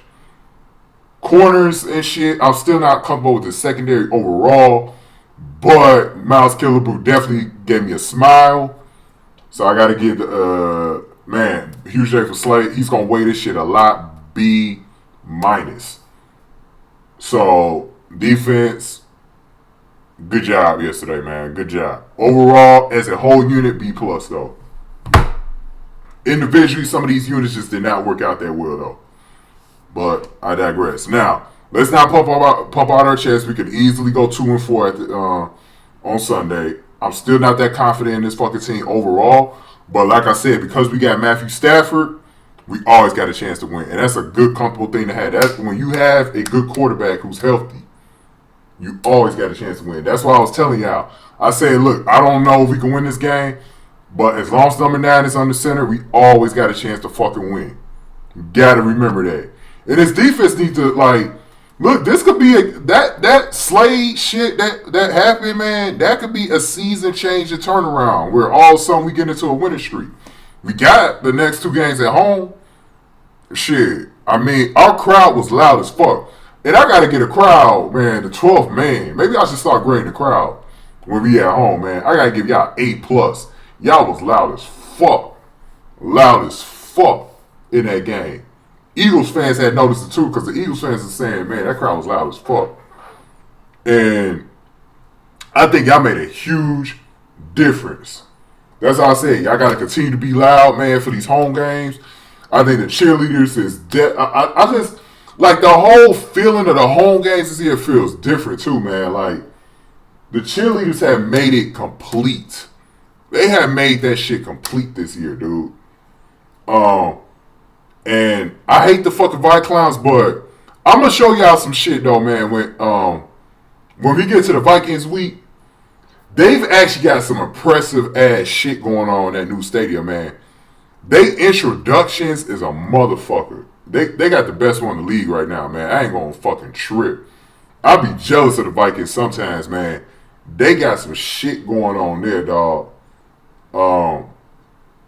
But you know, I think we gonna compete with these motherfuckers. But we got the Lambs this week. They coming off a loss, so they gonna be hungry, and that's a dangerous thing about them losing that game to the fucking Bills. Because I'm not sure. See, I can't get a good read on this team right now. They seem to be I don't know. I don't know where they at. It's just like the St. Louis game last year. Like, you just cannot read this team. You know they got a backup quarterback in there right now.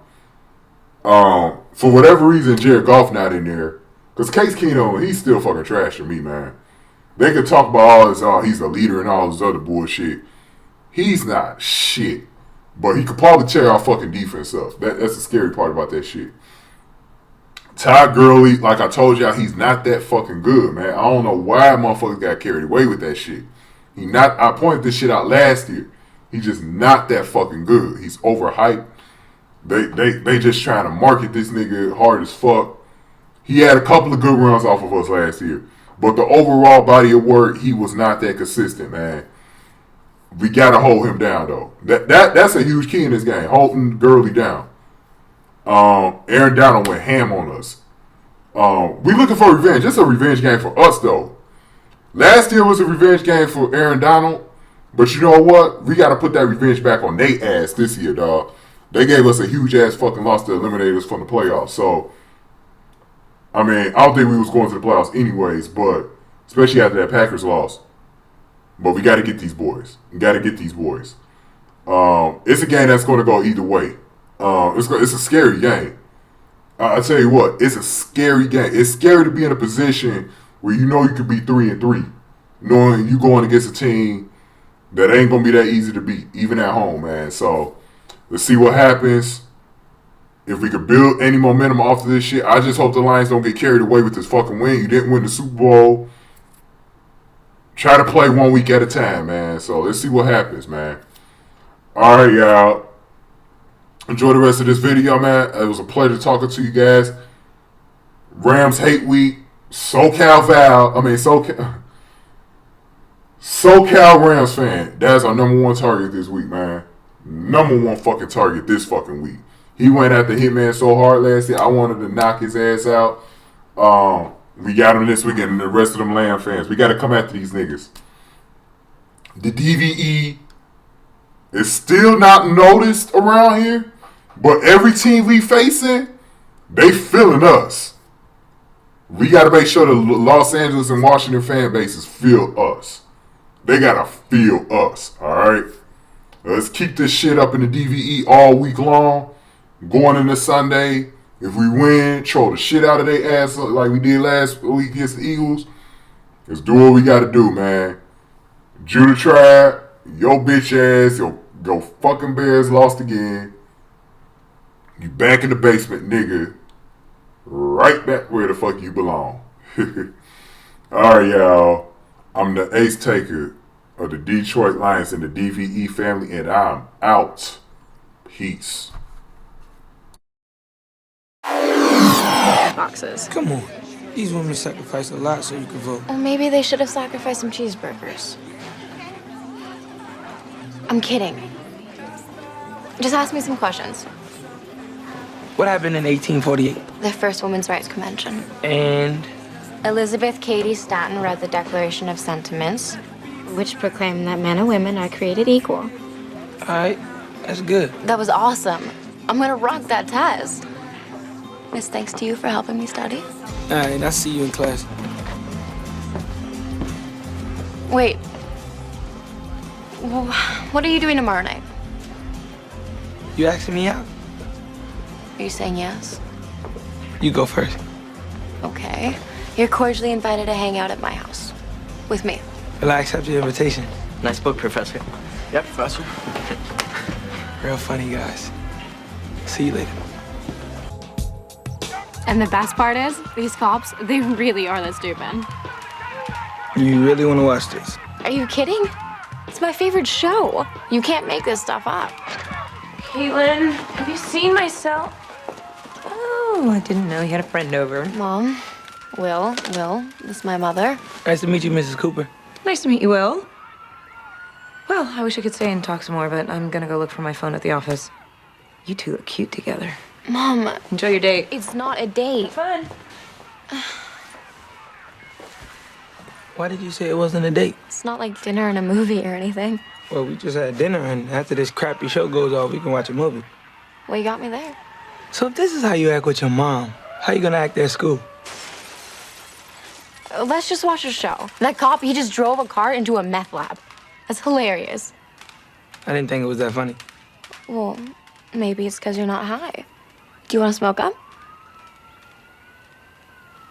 I think I'm gonna go. Thought the way you are at school was all just an act.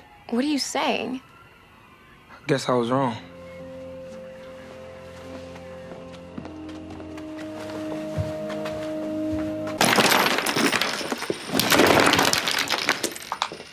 Hey, babe, how was your date last night? I already told you. It wasn't a date. Well, why not? Will seems nice and very cute. What he is a major dork.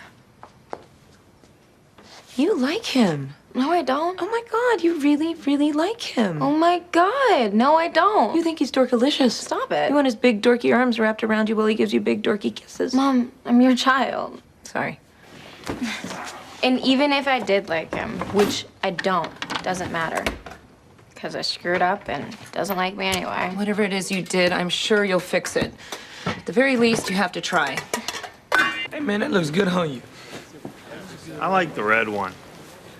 Trust me, that's the woman's coat.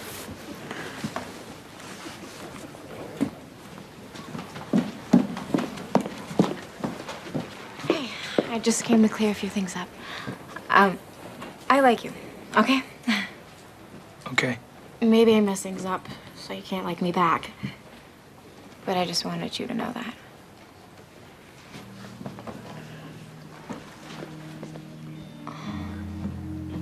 You don't? No, I do. It's just... Stupid winter clothing drive. You may not know this, but there are homeless people that live in Newport. Really? Hi, Daryl. Hi, Bill. Hey, Caitlin. Hey, what do you say I give you a call when I leave here? Okay. Just can't believe this winter clothing drive is salting my game.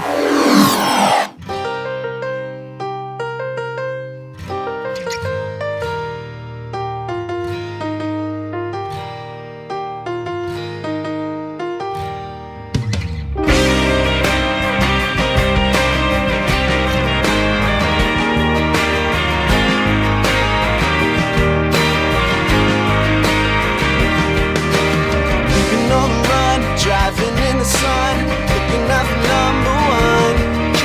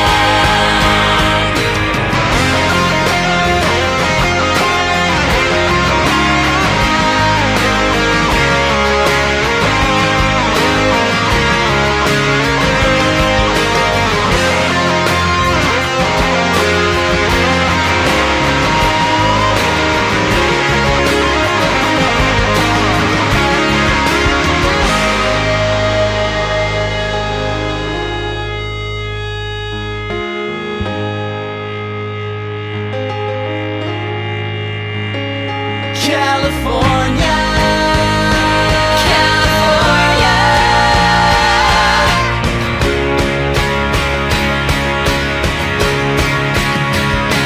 California, California, here we come.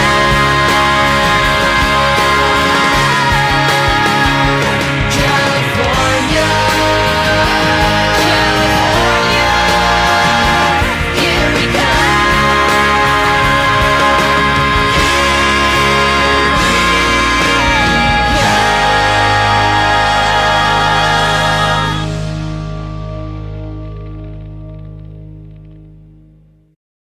Once upon a time, there were 3 little girls who went to the police academy.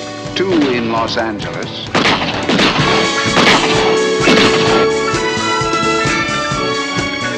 the other in San Francisco. And they were each assigned very hazardous duties. But I took them away from all that, and now they work for me. My name is Charlie.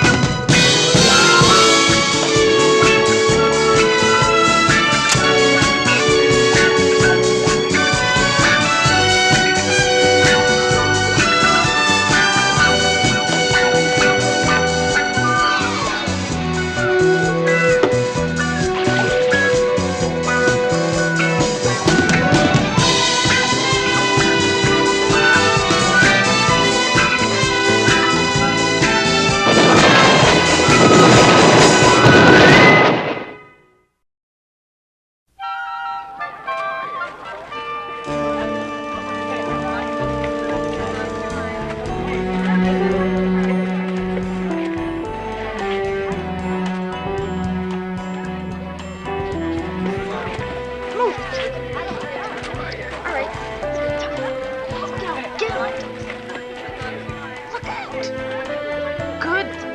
That's the way, yeah, baby, yeah. Good kid. 13, 78, 57. Hi, hi.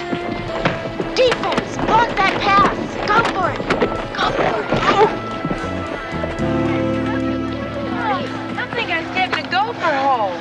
F42 is straight out and break right. You went left. F42 is to the left. To the right. Right. I mean, Grinelda's right. F42 is to the right. Oh. Oh, that's okay. Don't worry about it, Pokey. You'll do better tomorrow. Okay, everybody, hit the showers.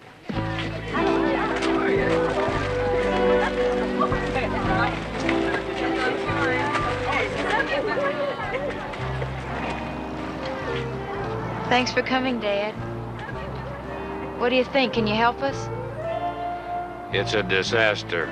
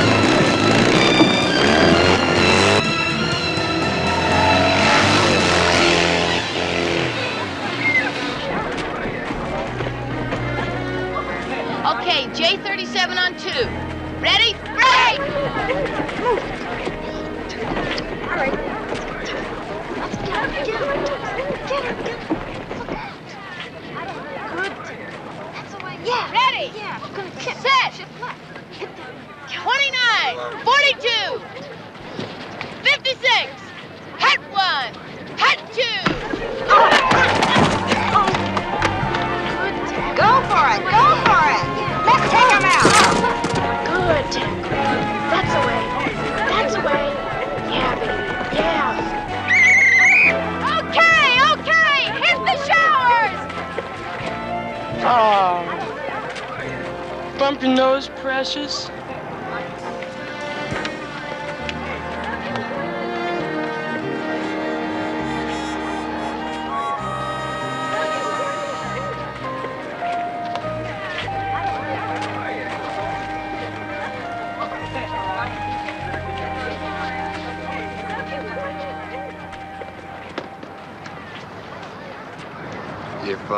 If you would take a quick look at the defense just before you made your cut, you'd stand a lot better chance of not getting creamed like that. You talk like you've been there. I didn't take that look once. Took a hit from the side, bend of knee, and a career. I'll keep that in mind.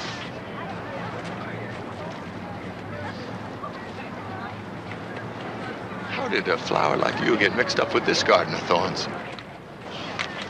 The thorns are okay. They just need some loving strokes to shape them up.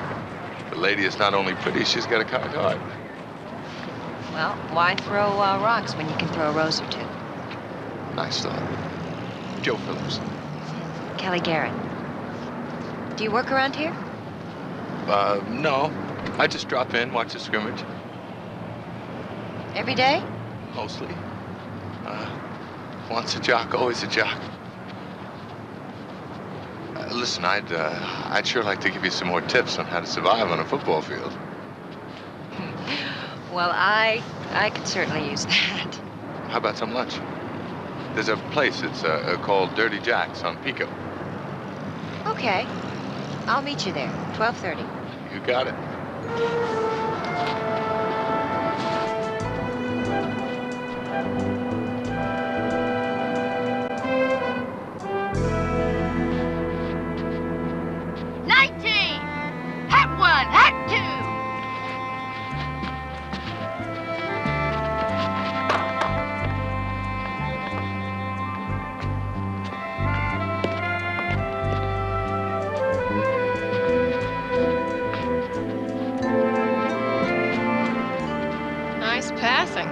Thank you. I'm Julia Smith. Hello, Sabrina Duncan. I'm with the Panthers. Oh, well, what are you doing in the enemy camp? Scouting. I like your moves. Whatever the Ducks are paying you, I'll triple it. Triple it? Well, that could be a little expensive. Miss Smith? It's Smith with a Y. I own the team. I'll think about it. Please do. I like winning. And, you look like a winner.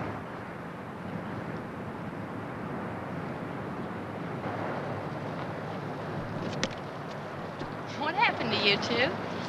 A truck. Call Grinalda. Who's a classy lady? Oh, that's Miss Julia Smith with a Y. And she owns the Panthers. Poor thing.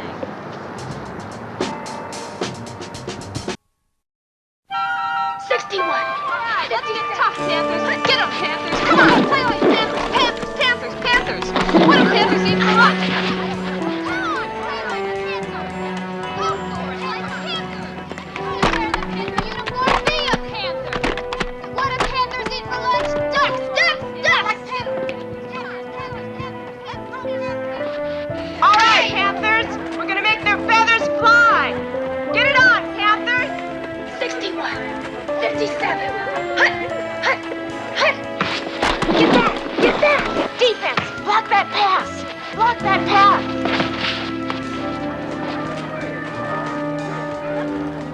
You're here to try on a winner's uniform? Winning, means a lot to you. Isn't it to you? It's nice. Sometimes you lose. Oh, I don't know. I never have. At anything I've tried. And I'll do what I have to do to win every game we play. Well, like I said, think about it. You should.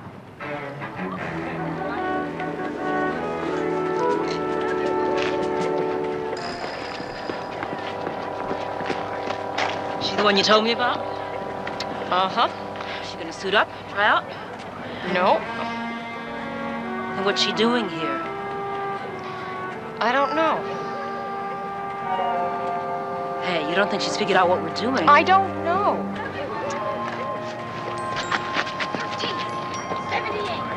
57. Set. 33. 78. 42. Cut 1. Cut 2. Shift right. Watch her. Pass play. Hey, take her. Good tackle. That's the way, that's the way. Yeah, baby, yeah.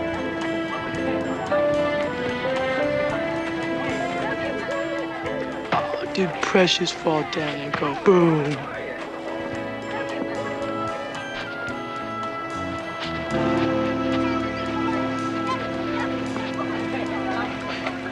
She read the play. What? Grinelda, she read the play. How does she do that? Read the play, I mean. Some players have an instinct that way. She's very good. Dumb luck.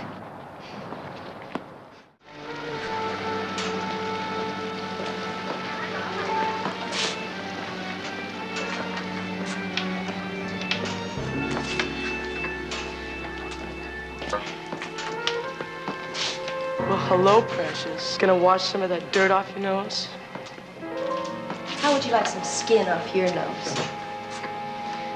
Cutie pie, you're about a foot short and 40 pounds shy of doing me any damage. Hey, how about me? Think I can do you any damage?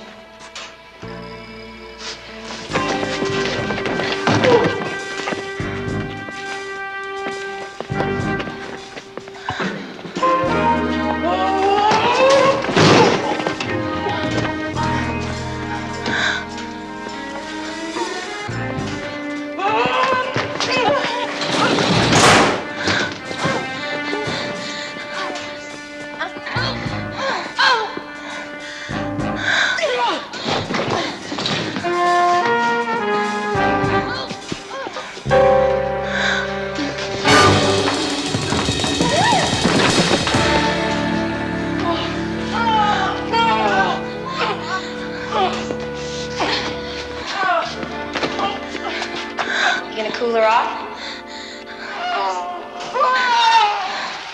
Any doctor will tell you stress is very bad for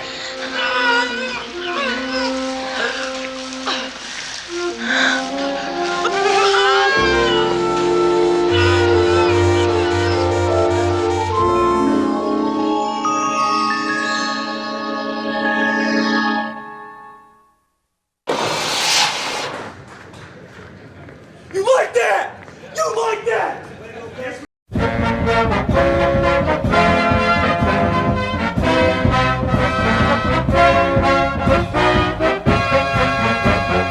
Hail to the Redskins, hail victory.